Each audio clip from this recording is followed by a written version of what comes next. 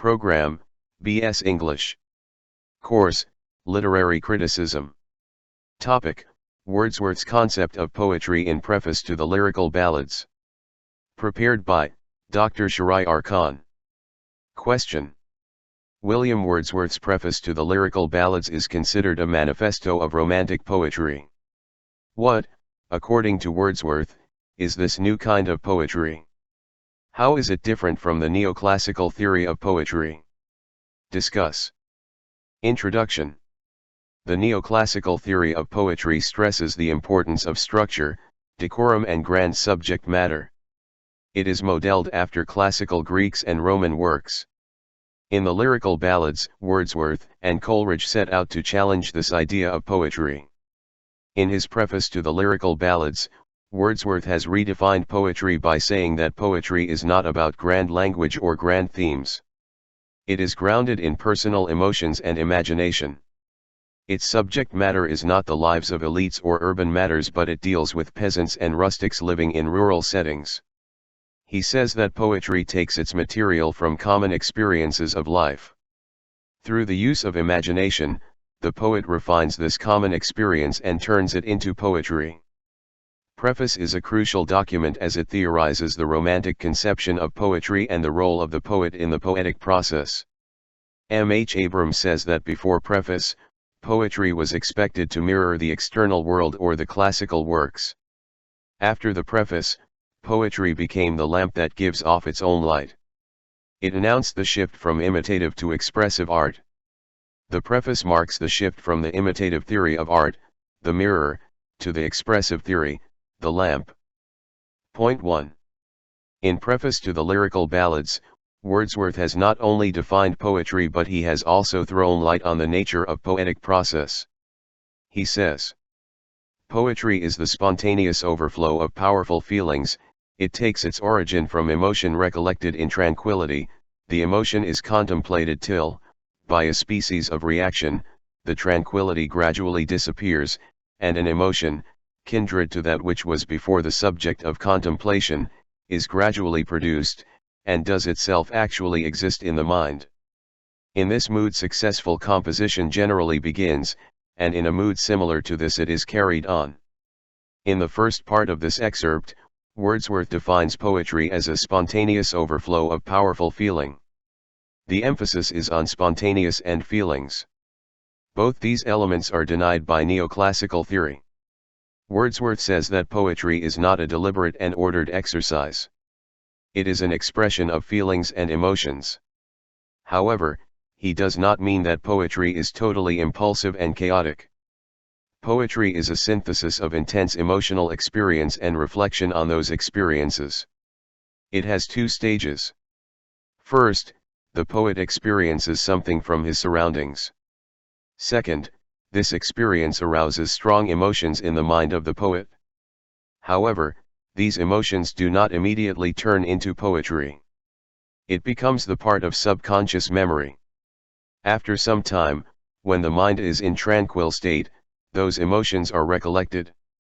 The tranquility disappears and the poet experiences the same emotions again. At this moment, these emotions result in poetic composition. Wordsworth's theory of poetry puts subjectivity and memory at the heart of poetic process. Poetry is not just a mirror of external reality. It is an expression of the self. Moreover, it is a disciplined and reflective process. Point 2. Another important aspect of Wordsworth's poetic theory is his emphasis on simple everyday language and humble subject matter.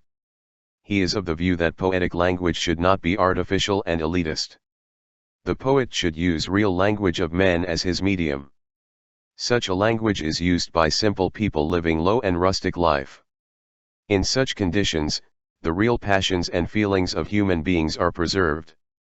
In rural settings, people live closer to nature.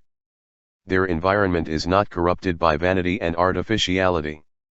He argues, humble and rustic life was generally chosen, because, in that condition, the essential passions of the heart find a better soil in which they can attain their maturity, are less under restraint, and speak a plainer and more emphatic language. We can say that Wordsworth's stance is democratic. He wants poetry to be about common people and for common people. There was one objection, that such a language and subject matter is not poetic. To this, Wordsworth responds that his idea of poetry is not mere imitation of rustic themes. It also involves imaginative refinement. The poet uses his imagination to elevate the common subject matter into something aesthetic and poetic. Point 3. Wordsworth's conception of poetry is closely linked with his idea of the poet. The poet is someone who is a man speaking to men. However, he is a man who possesses more than usual sensibilities. He has exceptional powers of observation and a capacity for reflection. These traits distinguish him from common people. The poet is a representative of the general humanity, but at the same time he is distinct. He not only records experiences but also communicates them in a way that his experiences achieve universal significance. Immediate response to an experience cannot have a universal value, as it is individual and limited. To have a universal importance, the poet must contemplate and reflect on it. Only then, his experience would be transformed into something profound. Point 4. Wordsworth believes that poetry has a moral and psychological role. Poetry provides an aesthetic experience and gives pleasure. At the same time, it should also foster emotional and moral development. It does so by invoking the empathy of the reader, and through this empathy, the reader develops ability to understand human nature. In fact, this is a general principle in Romantic theory, that poetic imagination can transform the character of a person. Moreover, Wordsworth thinks that poetry has the power to counter the evils of modernization. In his time, the society was moving towards urbanization and industrialization. Wordsworth believed that this modernization would alienate human spirit from nature. Only poetry can restore balance in the society. Through its emphasis on nature, memory, and spiritual life, poetry can reconnect humanity to its essence. Jeffrey Hartman comments on this aspect of Wordsworth's preface in these words. Wordsworth's program in the preface is a remedy for the self-consciousness that plagues the modern urban dweller. Conclusion. To conclude, we can say that Preface to the Lyrical Ballads is a significant document in the history of English literature. Wordsworth transformed the theory of poetry by defining it as a product of emotions and feelings.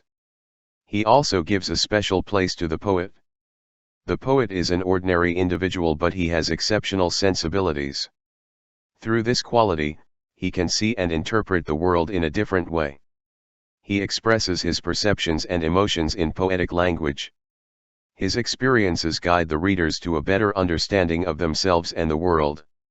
M. H. Abrams thinks that Wordsworth's preface is the first document that advocates human-centered understanding of literature.